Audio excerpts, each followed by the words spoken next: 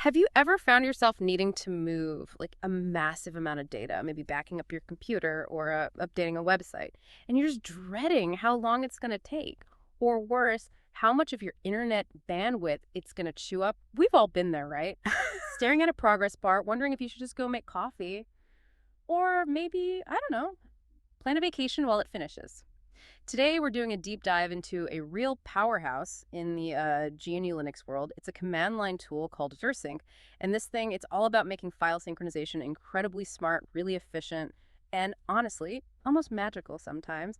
So our mission here is to unpack exactly what Rsync is, how it does its magic, and why it's basically indispensable for managing files. Doesn't matter if you're a sysadmin or just, someone with a lot of digital stuff to keep organized. This is kind of a shortcut to understanding some really clever tech. Okay, let's unpack this. Yeah, it's fascinating, really. Because Rsync, which stands for remote synchronization, it's not just another way to copy files, It's more like a fundamental shift in efficiency. It was designed, from the ground up, to be smart about what it actually transfers. And for a lot of professionals, it's the foundation of reliable data management. It actually goes back to 1996, created by Andrew Tridgell. And its main advantage, the thing that really makes it special, is its innovative delta transfer algorithm. That algorithm, that's the secret sauce. It lets Rsync minimize network traffic because it only transfers the differences between files, not the whole file, every single time. Just the differences? Exactly. Think about it like sending just the edited pages of a book instead of a whole new copy just because you changed a couple of words. Okay. It's a huge improvement in how we handle data transfer. Okay, that makes sense. So in this deep dive, we'll look at the elegant simplicity of its command line syntax. We'll get into crucial options like archive mode, compression, and the super valuable dry run for safety. We definitely need to talk about that. Right. And we'll connect these features to, real world stuff. Automated backups, secure data migration things that professionals like a Red Hat certified system administrator and RHCSA do pretty much daily. Yeah. If we connect this to the bigger picture, really this is about fundamental digital efficiency and reliability. Okay, that concept, only sending the differences, that really does sound almost like magic, especially when you think about really huge files. I mean, we could be talking gigabytes of data here. So how does this delta transfer algorithm actually pull that off? What's happening, under the hood? It's actually quite clever. Instead of just, say, comparing file timestamps or sizes and then deciding, okay, copy the whole thing, Rsync breaks files down into much smaller chunks. Okay. Yeah. Then it calculates checksums, like unique fingerprints for these chunks on both the source and the destination systems. By comparing those checksums, it can pinpoint exactly which specific parts of a file have actually changed. So let's say you have a 10 gigabyte virtual machine image, right? And you only change maybe 10 megabytes of data inside it. So Rsync only needs to send that 10 megabytes of changes across the network, not the entire 10 gigabytes. Got it. So the key is breaking it into chunks and comparing these checksums fingerprints. That sounds like a really efficient way to spot the differences. That level of granularity, that's what really makes Rsync so efficient then. It's not just checking is this file new or old, but what parts of this old file have changed. Exactly right.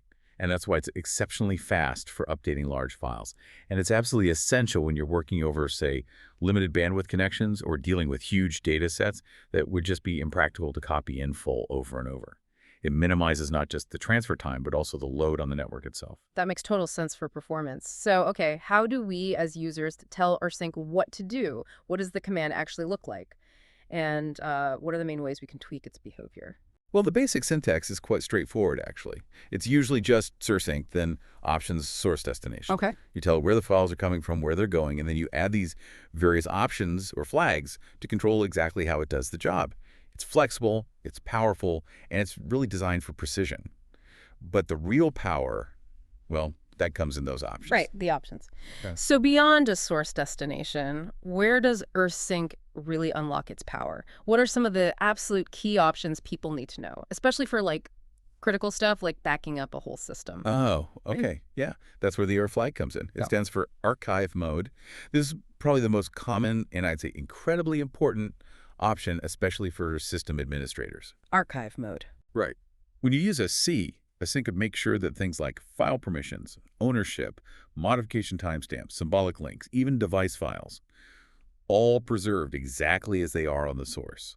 It essentially guarantees a complete accurate replication. The destination becomes an exact archival copy, keeping all those critical details that a basic copy command would just ignore. It's actually a bundle of several other options rolled into one for convenience. Okay, so if you're doing a full backup or migrating a system, AA is your absolute go-to. Got it. What if your network connection isn't the greatest? Or you're just trying to save bandwidth during the transfer itself? Can we make those little delta chunks even smaller? You can. For that, you'd use the DANZ flag that enables compression. Ah, Yeah, async will compress the file data during the transfer. This can significantly cut down the amount of data actually sent over the wire. It's particularly useful over slower connections, or maybe when you're transferring lots of text-based files, things that compress really well. It works right alongside the delta transfer algorithm, basically shrinking the data before it even sends those differences. okay. Combining the delta algorithm with compression, it sounds like a double win for efficiency. And sometimes, you just want to see what's happening, right? Like, get a bit of feedback that it's actually doing something, especially if it's a big transfer, so you don't feel like it's just hanging. Absolutely. For visibility, you've got a few useful ones. There's ADESV, which stands for verbose. It tells you which files are being transferred. Verbose. Okay. Then there's H, which gives you human-readable output. So instead of just giant numbers of bytes, you see sizes in KB, MB, GB, much easier to understand. Oh, that's handy. And if you want really granular progress updates, like on individual files, there's progress. That gives you a little progress bar for each file as it transfers. These are all great for just keeping an eye on things, especially during long jobs, or maybe if you're trying to figure out something stuck. Right. Progress for the play-by-play. Makes sense. Now, I think I've heard that Rsync has a bit of a quirk, something about a trailing slash on the source path, that it can totally change what gets copied. That sounds like a potential trap, something that could really mess things up if you're not careful. Can you explain that? Ah, yes. You've hit on one of the most common pitfalls for new Rsync users. Honestly, it trips up even experienced folks sometimes. It's a crucial detail.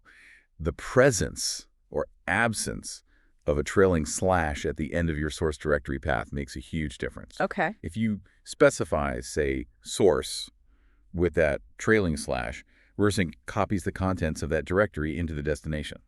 Basically, it goes inside source and grabs all the files and subdirectories there. Right, just the stuff inside. But Huh. if you specify source without the trailing slash, Rsync copies the directory itself into the destination.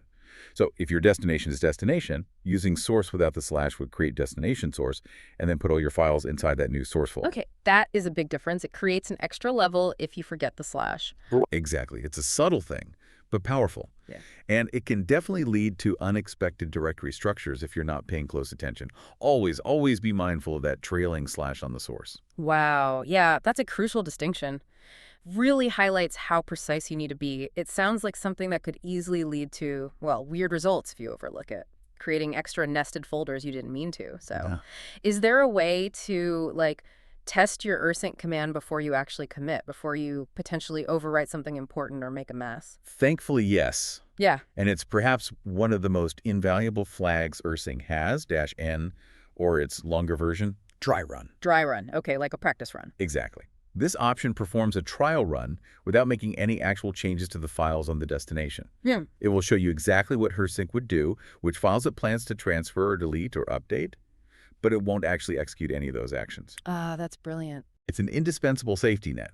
Lets you confirm your command's logic, check those paths, check the trailing slash, and avoid potentially costly mistakes, especially when you start combining it with other powerful flags, like delete. That dry run option sounds absolutely essential, like non-negotiable sometimes. Are there scenarios where not using it first could be really, really bad? I'm picturing accidentally wiping out a critical directory or something. Oh, absolutely. Think about an automated backup script. A simple typo in the source path or the destination. I mean, you Okay. transpose two letters. Without a dry run first, you might end up backing up the wrong thing entirely. Or worse, if you're using something like delete, you could inadvertently tell Rsync to delete your actual primary data because the source looked empty due to the typo. Ouch. Yeah. You'd only find out after the command ran and, well, the damage might be irreparable. It's especially critical when you use options that modify the destination in potentially destructive ways. Okay, so lesson learned. Dry run early, dry run often, especially with risky commands. And speaking of powerful, potentially risky flags, what if you want your destination to be an exact mirror? Like Any files on the destination that are not on the source should just be removed.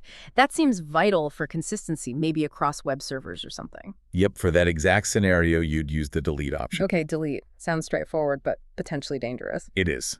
This flag tells Rsync to explicitly delete any files in the destination directory that do not exist in the source directory.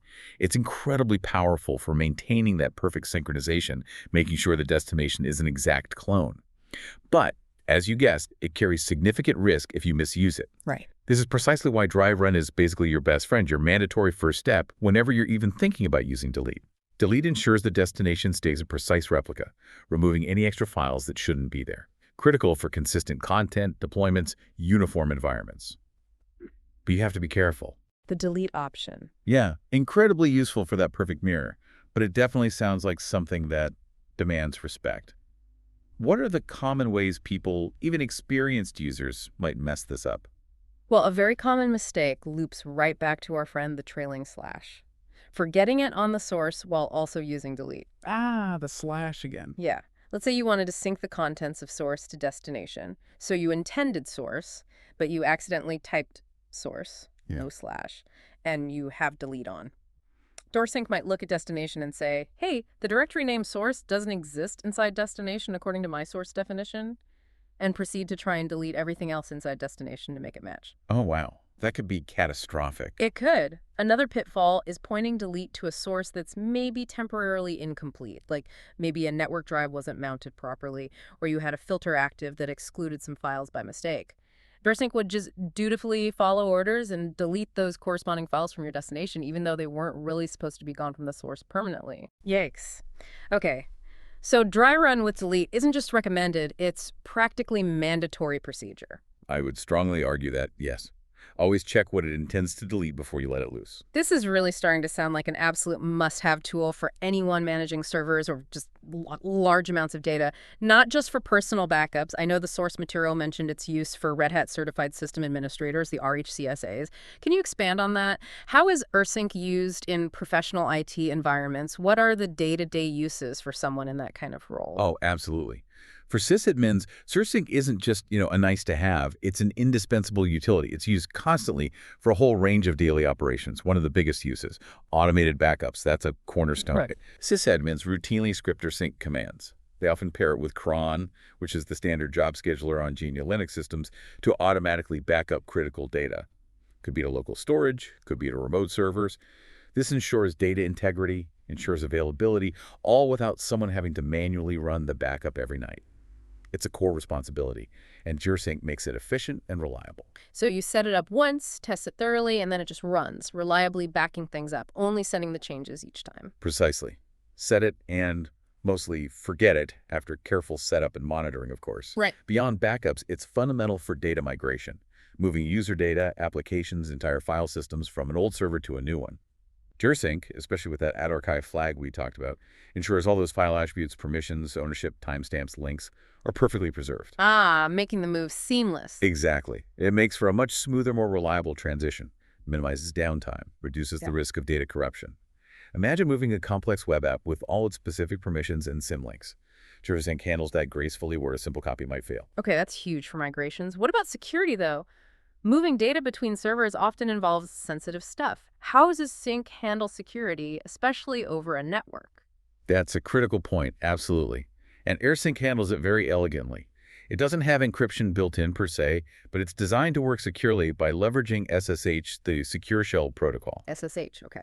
By adding the EESH option to your Rsync command, you tell Rsync to tunnel its entire transfer through an encrypted SSH connection. All the data, all the negotiation, everything gets encrypted. This is absolutely essential for protecting sensitive info when it's going over any network, especially public ones. It ensures confidentiality, integrity, and helps meet compliance rules. So it piggybacks on SSH for the security part, makes it efficient and secure enough for serious enterprise-level data movement. Exactly right. And one more major area. Content and configuration synchronization. Ah, keeping things consistent. Precisely. Imagine you have a cluster of web servers, maybe load balanced. You need to ensure all of them have the exact same website code, the same images, the same configuration files. Rsync is perfect for keeping those directories identical across multiple machines. You push an update to a master server, then use Rsync to distribute it quickly and efficiently to all the others. It's vital for maintaining consistent performance and behavior in distributed systems. It's used constantly for pushing out website updates, config changes across maybe dozens or even hundreds of servers at once. It really is a versatile, reliable workhorse for managing the digital backbone of many organizations. Wow, okay. What a journey into the world of Rsync that was. We've really seen how Andrew Tridgell's revolutionary delta transfer algorithm lets it just send the differences, making things incredibly fast, super bandwidth friendly. A real aha moment, I think, for anyone who deals with large data. And you understand now the power in those flexible command line options, right? From the critical A for archive mode, preserving permissions, ownership, timestamps, to NES for compression, and that all-important dry run for testing commands safely. We also hit that crucial detail about the source trailing slash gotta watch out for that, Oh, and how delete can keep your destination an exact mirror, but needs that extra caution. And it's crystal clear now why Rsync is just indispensable for system administrators, for sysadmins, whether it's those automated backups using Telecron, or seamless data migration, secure file transfers using SSH, or synchronizing configs across servers. Rsync is that efficient, reliable workhorse keeping so much of our digital infrastructure running smoothly. So what does this all mean? well, this deep dive into Rsync, it really underscores how powerful and valuable focused knowledge can be when you apply it. It's a testament, really, to the fact that these elegant solutions, often kind of hidden behind the command line, are just tirelessly working to make sure our digital world runs smoothly, efficiently. The ability to manage and move data intelligently. It's just more crucial than ever in today's world with the amount of data we generate. It's not just about copying files anymore. It's about strategic data management.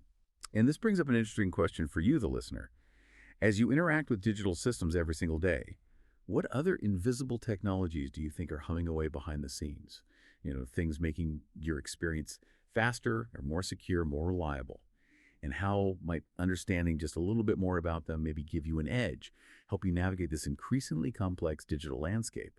Maybe the next time you update a big file or you see a progress bar chugging along for a transfer, just think about that remote synchronization that might be happening. Perhaps it's only sending tiny chunks of data, not the whole thing. And just maybe take a second to appreciate the underlying ingenuity there.